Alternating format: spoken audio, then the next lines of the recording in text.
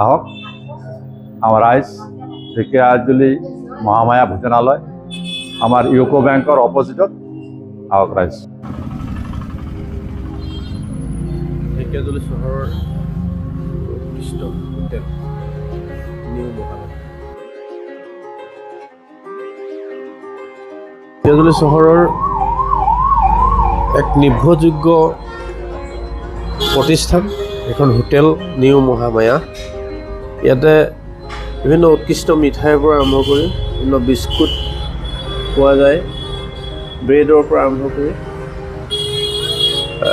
ইয়াৰ ওপৰচোৱাত ভাত খোৱাৰ সুন্দৰ ব্যৱস্থা আছে।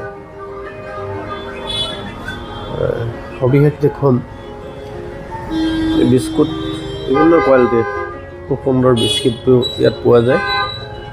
আপোনালোকৰ বিস্কুটবোৰ নিজৰ বেকাৰীত উৎপাদন কৰে? হয়, আমাৰ নিজৰ বেকাৰী, মানে আধুনিক আৰু মডাৰ্ণ টেকন'লজি হয়। চব মেচিনত হয়।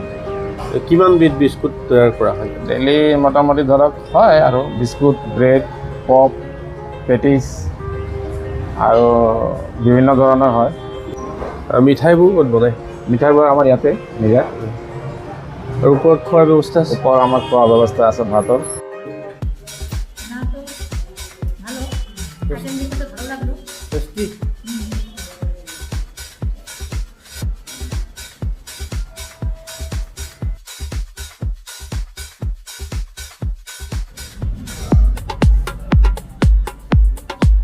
কেনেকুৱা বনাইছে খানা?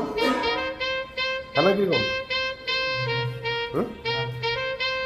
কেনেকুৱা?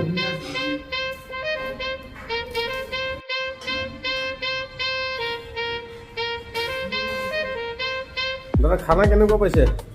ভাল লাগিছে। ভাল ন? টেষ্টি।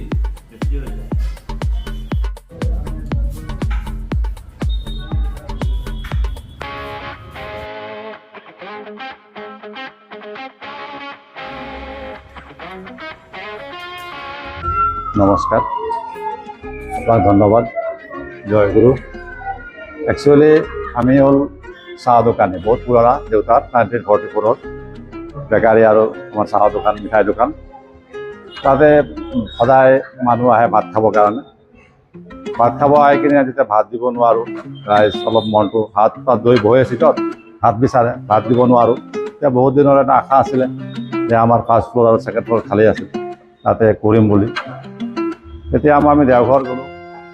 দেওঘৰ যোৱাৰ পিছত আশুতোষদেৱৰ আশীৰ্বাদ ল'লোঁ, গোবিন্দাৰ আশীৰ্বাদ ল'লোঁ। গোবিন্দাৰ আশীৰ্বাদতে আমি এইটো ভাতৰ হোটেলটো 18 ছেপ্টেম্বৰৰ পৰা আৰম্ভ কৰিলোঁ।